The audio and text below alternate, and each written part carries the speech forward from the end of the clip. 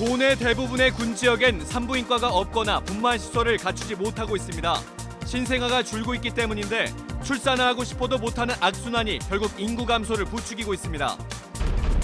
피서철을 맞아 평창에선 영화와 음악을 주제로 한 다채로운 행사가 펼쳐지고 있습니다. 자연 속에서 보는 영화와 시원한 고랭지에서 즐기는 아름다운 선율이 관광객들을 매료시키고 있습니다. 강원도가 레고랜드 사태에 타개책을 내놓았지만 사업 중단을 촉구하는 목소리는 잦아들지 않고 있습니다. 밤대 대책위는 조만간 도지사를 배임 등의 혐의로 검찰에 고발할 뜻도 밝혔습니다. 원주를 비롯한 영서 남부 지역에도 올여름 두 번째 폭염경보가 발효됐습니다. 낮 기온이 35도를 웃도는 불볕더위는 이번 주말과 휴일에도 계속될 전망입니다.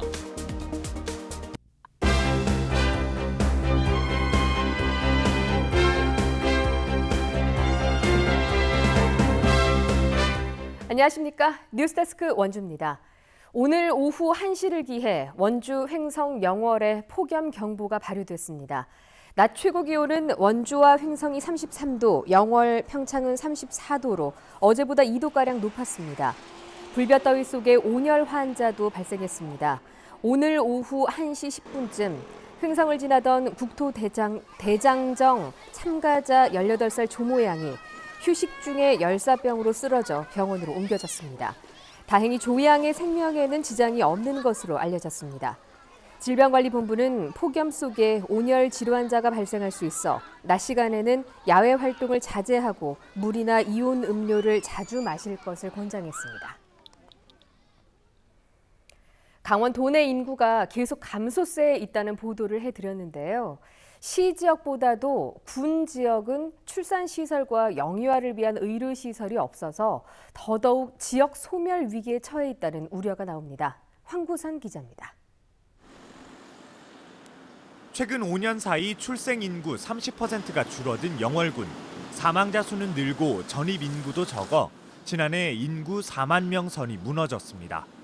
지역 소멸 현실화 우려 속에 지자체 차원의 결혼에서 임신, 출산, 육아 전 과정에서 지원 제도가 마련됐고 도내 최초 24시간 어린이집과 119 아이돌봄 서비스도 운영됐는데 정작 지역에서 아이를 낳지 못합니다.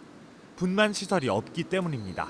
출산하는 병원이 없다 보니까 산모들이 제천이나 원주, 심지어는 서울까지 가고 그다음에 산후조리원 이런 곳들도 혜택 받을 수 있는 곳이 별로 없다 보니까 출산을 하려면 제천이나 원주로 가야 하는데 대중교통을 이용하면 1시간 이상 걸립니다. 아빠는 이제 직장에서 일을 해야 되니까 또 안 되고 또 엄마가 또 병원에 가 있는 동안 아이들이 어린이집에 있으면 되는데 진료 시간이 안 맞게 되면 또 아빠가 또 데리고 가야 되는 사정이 되다 보니까 영월과 평창 등 도내 대부분 군 지역에는 산부인과 자체가 없거나 분만 시설을 갖추지 못하고 있습니다. 특히 분만 의료 공통 취약지로 꼽히는 평창과 화천, 인제군은 산부인과는 물론 영유아를 돌보는 소아 청소년과도 없어 더욱 열악합니다. 급한 불을 끄려고 영월 의료원에서 내년까지 평창과 태백, 정선 주민들까지 이용할 수 있는 분만 병동을 설치할 예정입니다. 2019년 10월에 착공 예정입니다. 준공은 2020년 12월에 준공할 예정입니다. 신생아가 줄어들며 지역 산부인과도 사라지는 추세 속 출산하려 해도 분만 시설이 없어 불편을 겪는 악순환이 반복되고 있습니다. MBC 뉴스 황구선입니다. 여름 휴가하면 시원한 바다와 계곡에서 즐기는 물놀이가 제격인데요. 요즘에는 음악, 영화 등 문화활동과 함께 즐기는 휴가들이 인기를 끌고 있습니다. 권기만 기자가 취재했습니다. 차도 다니지 않는 숲속 오두막으로 사람들이 하나둘 모여듭니다. 시간이 되자 스크린에 영화가 상영되고 오두막은 숲향기 가득한 세상 어디에도 없는 특별한 영화관이 됩니다. 자연 속에서 영화와 함께 보내는 특별한 휴가를 즐기기 위해 매년 많은 관광객들이 산골 마을을 찾고 있습니다. 바다에서 뜨거운 태양과 모래사장에서 하는 것과 달리 이렇게 산골에서 영화제를 하는 것을 경험하고 보니까 너무 좋고 힐링이 되고 그다음에 마음도 일단은 편안해지고. 동계올림픽이 열렸던 올림픽 스타디움에서는 대형 음악 축제가 펼쳐집니다. 지역에서 사용한 영수증만 있으면 사실상 무료로 공연을 즐길 수 있도록 기획되면서 6천 장의 입장권은 일찌감치 동이 났고 지역 명소마다 관광객들의 발길이 이어지고 있습니다. 그래도 다른 지역보다 대관령이 좀 시원하다고 해서 오니까 진짜 정말 시원한 것 같고 그냥 무더위를 그냥 음악과 함께 버틸 수 있지 않을까 싶어요. 오늘과 내일 국내 최정상급 가수들이 대거 출연해 올림픽 당시의 열기가 재현될 전망입니다. 정통 클래식 음악의 정수를 감상할 수 있는 제16회 대관령 음악제도 개막했습니다. 대관령뿐만 아니라 오는 10일까지 도내 주요 명소에서 찾아가는 음악회도 열립니다. 15일부터는 개촌마을 클래식 거리축제가 열려 한여름밤 클래식 선율을 이어갑니다. 북한에서 제작된 영화와 평화를 주제로 한 다양한 장르의 영화를 만날 수 있는 평창 남북평화영화제도 오는 16일부터 열려 영화 팬들의 기대감을 고조시키고 있습니다. MBC 뉴스 권기만입니다. 강원도가 레고랜드 사태 타개책을 발표했지만 반대 측의 입장은 강고합니다. 레고랜드 반대대책위원회는 강원도가 문제가 해결된 것처럼 말을 하지만 실상은 전혀 그렇지 않다며 특히 배임 의혹이 여전하다고 비판했습니다. 이재규 기자가 취재했습니다.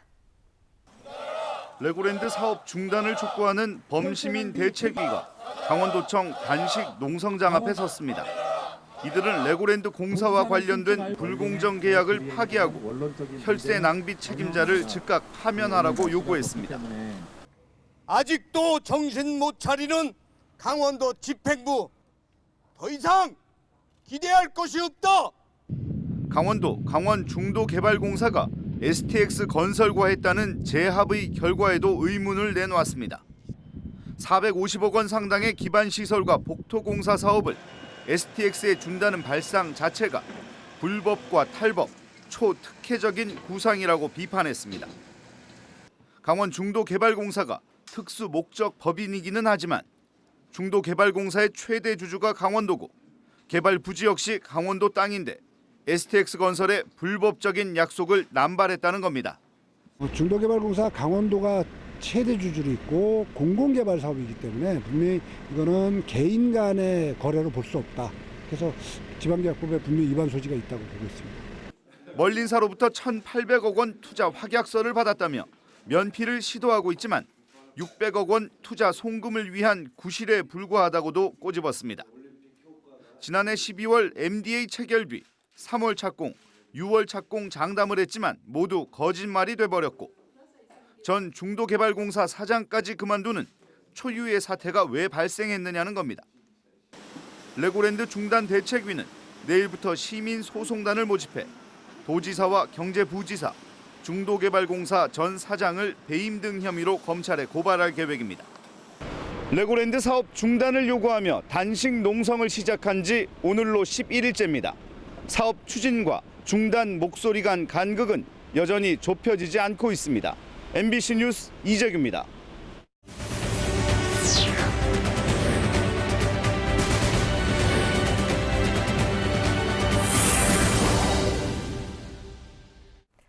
도내 각 정당들이 일본 정부의 대한민국 백색국가 제외 결정과 관련해 규탄 성명을 발표했습니다. 민주당 강원도당은 잘못된 역사에 반성은커녕 적반하장 보복을 일삼고 있다며 일본 정부를 강하게 규탄했습니다.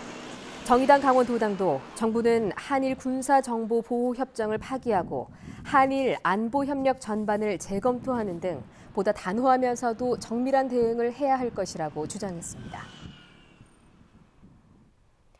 일본이 한국을 화이트리스트에서 제외하는 각의 결정을 내린 가운데 횡성군의회가 일본 정부의 경제 보복을 규탄하는 결의문을 채택했습니다. 군의회는 일본 정부의 경제 보복은 대한민국 사업 주권을 무시한 행위이고 과거사를 덮기 위한 반인권적, 반인도주의적 조치라며 진심 어린 사과와 정당한 배상을 촉구했습니다. 군의회는 일본 정부 경제 보복이 철회될 때까지 군민들과 일본 불매 운동에 적극적으로 동참할 것을 밝혔습니다. 원주 소방서가 화재 안전 특별 조사를 벌인 결과 조사 대상 시설의 절반에서 위반 사례가 확인됐습니다. 위반 사례는 옥상 난간 미설치, 분전함 미설치 등으로 상반기에 조사된 3,588곳 가운데 무려 1,680곳에서 위반 사례가 적발됐습니다. 이번 특별조사는 복합 건축물, 숙박시설, 교육연구시설 등 다수의 인명피해가 우려되는 모든 시설을 대상으로 건축, 소방, 전기 등 화재 위험 요인을 점검하는 방식으로 진행되고 있습니다.